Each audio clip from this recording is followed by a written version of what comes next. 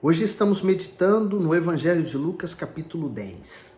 Vamos pedir que Deus nos ilumine, né? Ó Deus e Pai, que o Senhor nos traga a revelação da Tua palavra e fale conosco através dela. Em nome do Senhor Jesus. Amém. E depois disto, designou o Senhor ainda outros 70 e mandou-os adiante da sua face, de dois em dois, a todas as cidades e lugares aonde ele havia de ir. Então, olha o comentário já do Bispo Macedo a esse respeito. A missão dos 70 discípulos.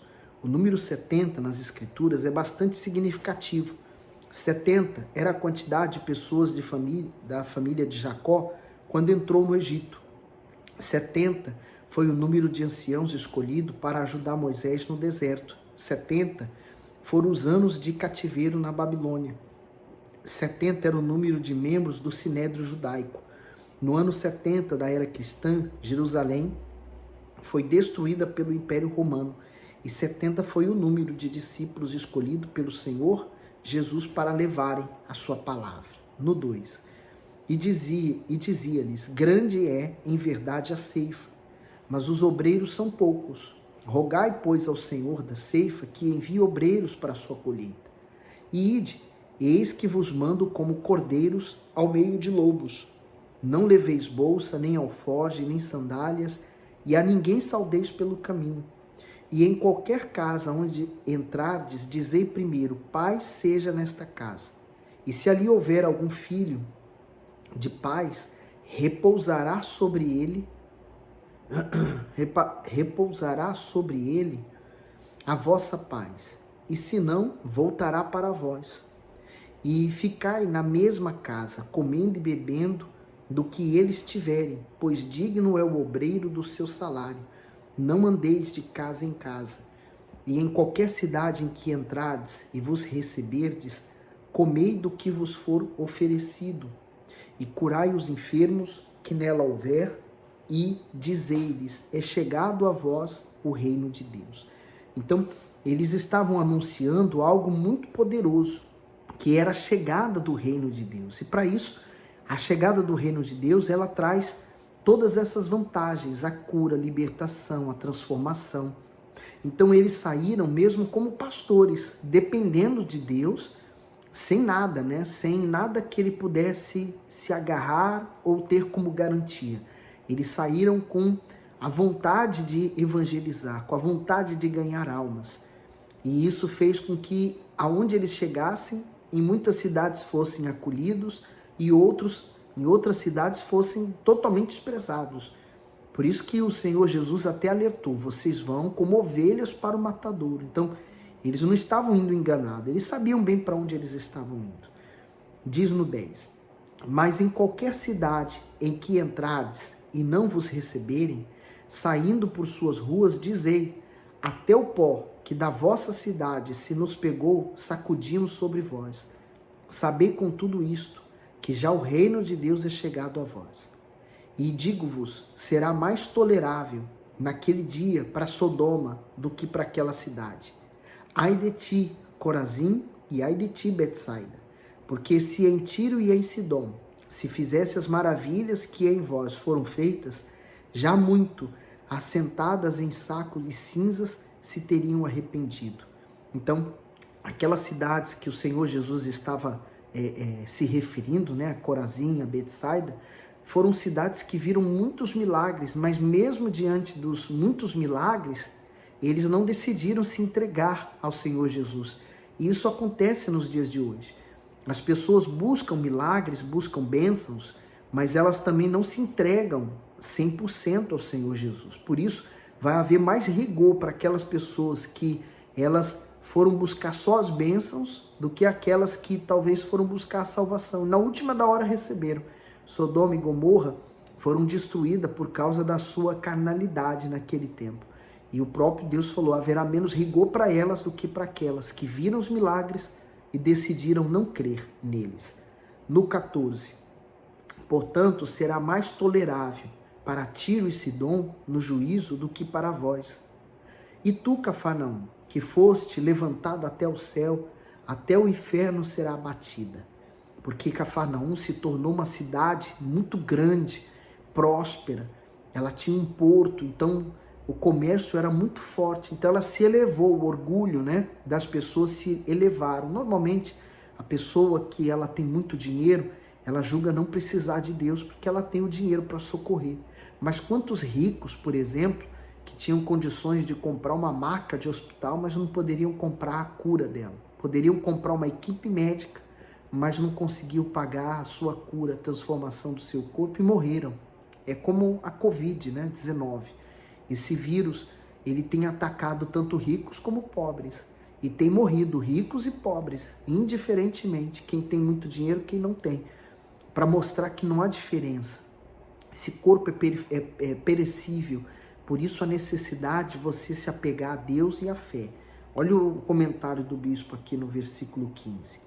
Ai de ti, os habitantes de Corazim, Betsaida e Cafarnaum receberam ensinamentos e numerosos milagres do Senhor Jesus, mas ainda assim não creram nele. Com isso, essas cidades se tornaram culpadas e por isso colheram a própria destruição. Isso comprova que quanto mais oportunidade uma pessoa recebe, mais será exigido dela. Ou seja, aquele que muito viu, ouviu ou experimentou os privilégios celestiais, mas não os valorizou, prestará conta disso. Afinal, a justiça divina é perfeita. Por isso, não pode inocentar quem prefere se manter na injustiça. Esses princípios despertam temor e tremor, pois assim como o juízo veio a essas 3 cidades, virá para aqueles que agem com incredulidade diante da palavra de Deus, embora um dia tenham se beneficiado dela. Se não se arrependerem disso, enfrentarão a sentença que já está determinada. Voltando aqui para o 16, ele diz: quem vos ouve a vós, a mim me ouve. E quem vos rejeita a vós, a mim me rejeita. E quem a mim me rejeita, rejeita aquele que me enviou. Você conseguiu entender? Então, se alguém rejeita, por exemplo, um homem de Deus, uma mulher de Deus, levando a palavra, não está rejeitando somente ela. Está rejeitando Jesus e está rejeitando o próprio Deus. No 17, e voltaram os 70 com alegria, dizendo: Senhor, pelo teu nome os demônios se nos sujeitam. Porque o que eles receberam foi a autoridade pelo nome do Senhor Jesus para curar os enfermos, libertar os endemoniados. Eu fico imaginando, porque esse trabalho de libertação, de cura, de você ver o milagre acontecendo, é fantástico, é muito bom. Mas, olha só, o Senhor Jesus não se deixou levar por aquele momento de emoção. No 18, e disse-lhes: eu via Satanás como um raio cair do céu, e eis que vos dou poder para pisar em serpentes e escorpiões, e sobre toda a força do inimigo, e nada vos fará dano algum. Mas não vos alegreis porque se vos sujeita os espíritos. Alegrai-vos antes por estarem os vossos nomes escritos nos céus. Então é como se fosse uma advertência, né?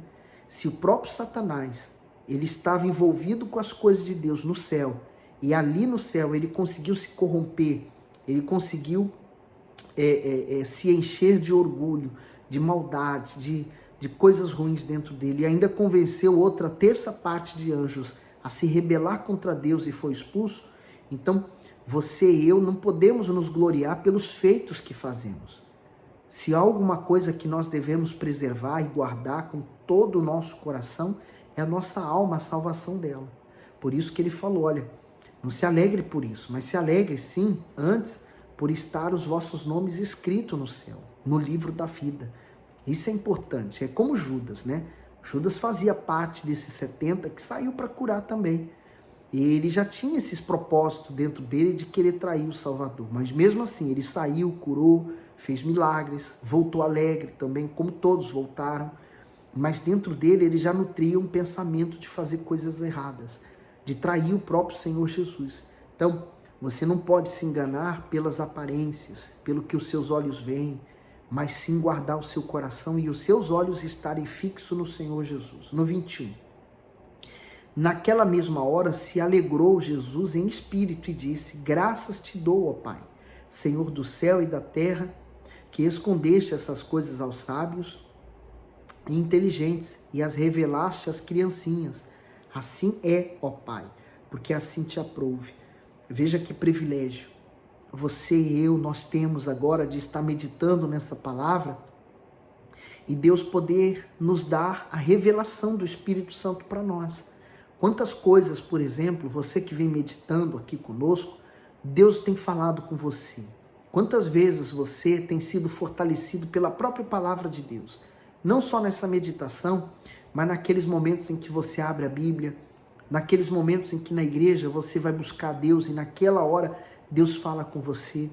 Então, você é um desses pequeninos que Deus está revelando a palavra dele. No 22, tudo por meu Pai me foi entregue, e ninguém conhece quem é o Filho senão o Pai, nem quem é o Pai senão o Filho, e aquele a quem o Filho quiser revelar.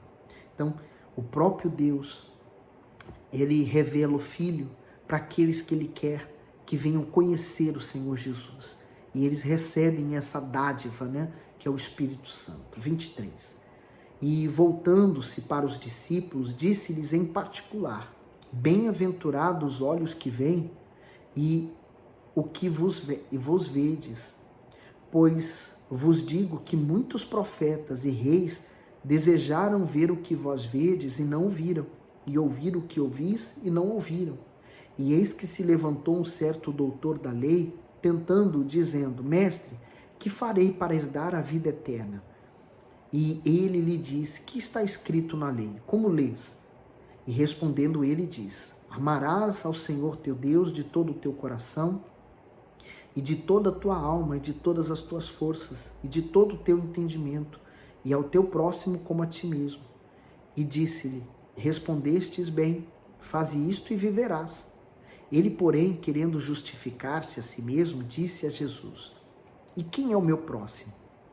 E respondendo Jesus disse: descia um homem de Jerusalém para Jericó, e caiu nas mãos dos salteadores, os quais os despojaram e, espancando-o, se retiraram, deixando-o meio morto.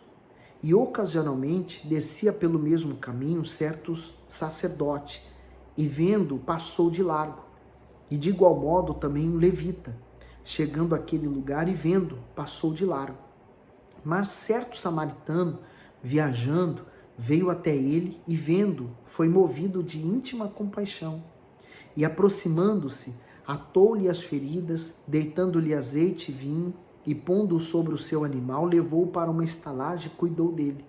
E partindo, no outro dia, tirou 2 dinheiros e deu aos hospedeiros e disse-lhes: cuida dele, e tudo o que demais gastares eu te pagarei quando voltar. Qual, pois, desses 3 te parece que foi o próximo daquele que caiu nas mãos dos salteadores? E ele disse: o que usou de misericórdia para com ele. Disse, pois, Jesus: vai e faze da mesma maneira. No fundo, ele sabia o que ele tinha que fazer, mas ele era um doutor da lei, ele sabia, né? Normalmente as pessoas que têm mais conhecimento, sabem mais coisas, elas se julgam um pouco superiores às outras, principalmente pessoas inferiores a elas. Com certeza, o modo de se vestir é diferente do judeu para o samaritano. Então, aqueles homens, né, de fé, o sacerdote, o levita, eram homens que serviam no templo, que aparentemente eram para ser homens cheios de misericórdia, de fé, que deveriam estar ajudando o seu próximo. Mas eles, ao ver lá o samaritano, largou e foi embora, não se preocupou com eles. A essa história você pensa assim: é só um exemplo. Não, mas com certeza isso aqui aconteceu. E Deus viu isso acontecer.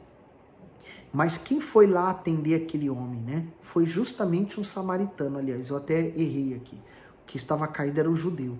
Mas o samaritano foi lá e fez o que os sacerdotes, o levita, não fez. Ele atendeu, ele cuidou, ele levou para a hospedaria, ele pagou 2 dias de salário. Quer dizer, ele tinha condições. Assim é o servo, aquela pessoa que chegou na igreja destruída, que ela se entregou para Deus, então ela buscou em primeiro lugar o reino de Deus. As demais coisas Deus foi acrescentando, porque viu o coração daquele servo e o desejo daquele servo em ver a vida dele sendo transformada. Então, ele se entregou, se rendeu. Aí Deus foi prosperando, foi abençoando, quer dizer, aquela riqueza, aquela prosperidade, aquela vida que Deus deu para ele, agora vai ser usado para ajudar o próximo. Deus quer que você enriqueça. Deus só pode fazer alguma coisa por ele porque ele fez, ele tinha o coração bom, a intenção boa. Assim é você. Você quer ser servo de Deus? Deus quer usar você, seja como pastor, esposa de pastor, ou como membro próspero, para que você dê condições à obra de Deus. Agora no 38. E aconteceu que, indo eles de caminho, entrou Jesus numa aldeia, e certa mulher, por nome Marta, o recebeu em sua casa. E tinha essa uma irmã chamada Maria, a qual, assentando-se também aos pés de Jesus, ouvia sua palavra. Naquele tempo, por exemplo, o mestre, ele estava sentado e numa pedra ou algo assim, e os seus discípulos sentavam na relva, para que pudesse ouvir e aprender com seu Senhor. Normalmente, mulher nenhuma tinha nenhuma oportunidade de aprender nada a respeito da fé e da lei. Era uma coisa só para homens. Já o Senhor Jesus, ele tinha uma certa familiaridade com as mulheres, porque ele permitia elas estarem próximas, e ela se assentou como um aluno para poder aprender. Então, o Senhor Jesus não repreendeu ela, não mandou ela sair, permitiu que ela ali ficasse. Então, era uma oportunidade que ela tinha. Então, eram duas irmãs, Marta e Maria. Aí diz o 40, Marta, porém, andava distraída em muitos serviços, e aproximando-se disse, Senhor, não se te dá de que minha irmã me deixe servir só? Dize-lhe que me ajude. E respondendo Jesus, disse-lhe, Marta, Marta, estás ansiosa e preocupada com muitas coisas, mas uma só é necessária. E Maria escolheu a boa parte, a qual não lhe será tirada. Então, Marta, por certo ponto de vista, não estava errada, né? Ela queria servir o Senhor Jesus com o melhor na casa dela. Porém, não era aquele momento o certo, apropriado para ela estar preocupada com isso. Era para ela estar aproveitando a oportunidade que ela não teria com nenhum outro mestre, mas ela estava tendo com o Senhor Jesus. E ela não viu. Normalmente isso acontece quando a pessoa ela ainda não nasceu de Deus, ela não consegue ver as coisas espirituais como principais. Ela não consegue dar prioridade, por exemplo, à busca ao Espírito Santo, às reuniões de quarta e domingo. Ela não consegue ver isso como uma necessidade para a alma dela. Ela vê o seguinte, eu preciso resolver meus problemas. Então as correntes que chamam ela para resolver os problemas, segunda, terça, quinta, sexta, sábado dos impossíveis, quer dizer, essas correntes, que é onde se manifesta mais a fé, aí a pessoa se sente mais motivada a ir fazer as correntes porque ela quer o resultado na vida dela. Quando na verdade ela deveria estar mais preocupada em buscar, em primeiro lugar, esse reino, né? Aprender a ser de Deus, a se encher de Deus. Aprenda a servir ao Senhor Jesus, aprenda a se encher dele e ele vai fazer o resto, tá bom? Deus abençoe e ilumine você.